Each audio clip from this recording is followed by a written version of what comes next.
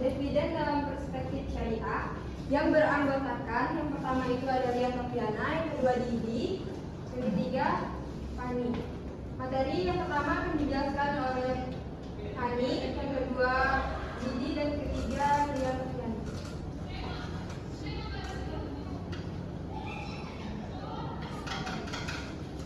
Pengertian dividen. Dividen adalah pembagian sebagian laba perusahaan kepada para pemegang saham.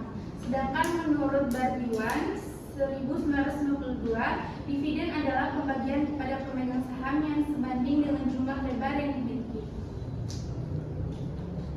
Mengenai dividen final, Yahya Harhab menjelaskan bahwa dalam praktik dikenal berbagai istilah yang menyangkut dengan dividen, antara lain yang pertama ada dividen final, yakni pembagian keuntungan perseorangan kepada pemegang saham yang diputuskan dan ditetapkan RUPS dalam 1 tahun buku tertentu.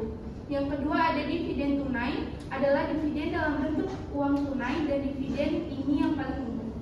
3 ada dividen aktiva selain tunai, bisa disebut dividen barang, yakni dividen dalam bentuk barang seperti surat berharga yang diterbitkan perseorangan, barang persediaan atau aktiva lainnya. Yang keempat ada dividen saham, merupakan pembayaran dalam bentuk saham, yaitu pemberian tambahan saham tanpa diminta pembayaran. Selanjutnya akan disampaikan oleh Didi.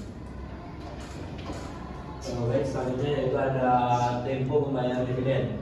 Biasanya dividen diberikan berdasarkan keputusan dari otoritas perusahaan.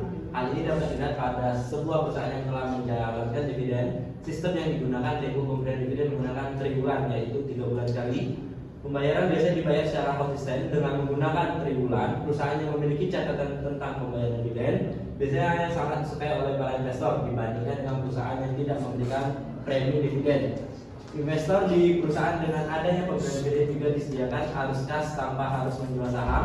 Oleh karena itu, secara tradisional perusahaan membayar dividen relatif tinggi kepada para investor. Pembelian dilakukan oleh mereka pada pendapatan tetap. Selanjutnya yaitu ada faktor-faktor pemberian dividen. Yang pertama yaitu keuntungan perusahaan, kedua ada prospek pertumbuhan usaha, ketiga yaitu ada posisi kas atau likuiditas, keempat ada aspek hukum, dan kelima ada keadaan pasar. Selanjutnya yaitu ada dividen dalam perspektif syariah. Ada beberapa metode perhitungan laba dalam konsep Islam, di antara menurut Syahta 2001. Yang pertama itu ada metode perhitungan kelebihan pada modal pokok. Laba sama dengan nilai harga pada akhir tahun dikurang modal pokok di awal tahun. B ada metode perbandingan antara nilai barang yang ada di akhir tahun dan nilai barang yang ada di awal tahun. Laba dalam kurung nilai keseluruhan kekayaan di akhir tahun ditambah nilai penjualan selama 1 tahun dikurang dengan nilai barang yang ada di awal tahun dan ditambah biaya pembelian barang selama 1 tahun. C ada metode perbandingan antara pendapatan dan biaya atau pengeluaran. Laba sama dengan pendapatan atau pemasukan dikurangi pengeluaran atau biaya. Unsur pendapatan yang penting adalah harga barang dalam kurung yaitu jumlah barang dikali harga penjualan. Selanjutnya akan disampaikan oleh Lia Noviana.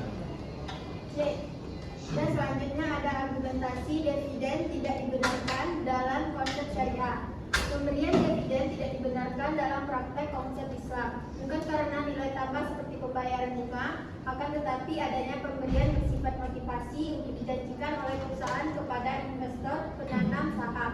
Namun janji-janji perusahaan yang ditemukan tersebut terlalu pasti yang pada akhirnya ketika jatuh tempo keuangan perusahaan dalam keadaan surplus atau minus. Baik, kesimpulan dari materi kami, dividen merupakan pembagian laba perusahaan kepada para pemegang saham sebagai bentuk imbalan atas modal yang telah mereka tanamkan.